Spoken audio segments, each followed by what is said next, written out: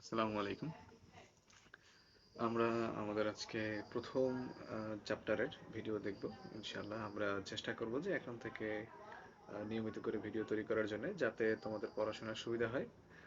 আমরা আজকে যেটা শুরু করতে যাচ্ছি সেটা হচ্ছে আমাদের বায়োলজির সেকেন্ড পার্ট, অর্থাৎ জুওলজির একেবারে প্রথম অধ্যায়টা। অধ্যায়টার নাম হচ্ছে প্রাণীর বিভিন্নতা ও শ্রেণীবিন্যাস। আমরা এই অধ্যায় থেকে বেশ কিছু জিনিস শিখতে হবে। আমরা একটু সংক্ষেপে আগে সেটা বলে নিই। আমরা এই অধ্যায় থেকে যে বিষয়টা শিখবো, মোটামুটি এই অধ্যায়ে আমাদের প্রায় 6 থেকে 7টা লেকচার লাগবে, এবং এই 6 থেকে 7টা লেকচারে আমরা ইনশাআল্লাহ এক একে সবগুলো জিনিসই কভার করার চেষ্টা করব। তা আচ্ছা, আমরা শুরু করি। তো আমরা এখানে আলোচনার ক্ষেত্রে প্রথম দিকে যেটা দেখতে পারবো সেটা হচ্ছে গিয়ে প্রাণীর বিভিন্নতা ও প্রাণী বৈচিত্র্য সম্পর্কে প্রথম দিকে আলোচনা করা হয়েছে এভাবে যে প্রাণী বৈচিত্র্যের প্রকারভেদগুলো নিয়ে আলোচনা করা। তারপরে শ্রেণীবিন্যাস করার জন্য আমাদের কতগুলো ধাপ দরকার।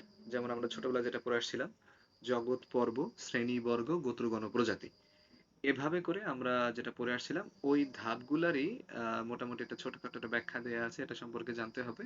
এটা আমাদের পরীক্ষার জন্য অতটা ইম্পর্টেন্ট না, তবে এখান থেকে এমসিকিউ দেওয়ার খুব মানে অত সম্ভাবনা না থাকলেও কিছুটা দু একটা দিতে পারে আর কি। তো যাতে আমরা এমসিকিউর পার্টটা এখান থেকে অ্যান্সার করতে পারি, ওই জন্য আমরা এই অধ্যায়টা এখান থেকে পড়বো। আচ্ছা, আর যেটা পড়তে হবে এখান থেকে সব থেকে ইম্পর্টেন্ট যেটা, সেটা হচ্ছে গিয়ে আমাদের প্রত্যেকটা পর্ব সম্পর্কে আমাদের আলোচনা করা আছে। আমাদের প্রাণী জগতের ক্ষেত্রে মোট 9টা পর্বে ভাগ করা। আমাদের শুরুর দিকে যদি বলি, সেটা হচ্ছে গিয়ে আমাদের কিংডম, অর্থাৎ জগৎ হচ্ছে প্রাণীকুল।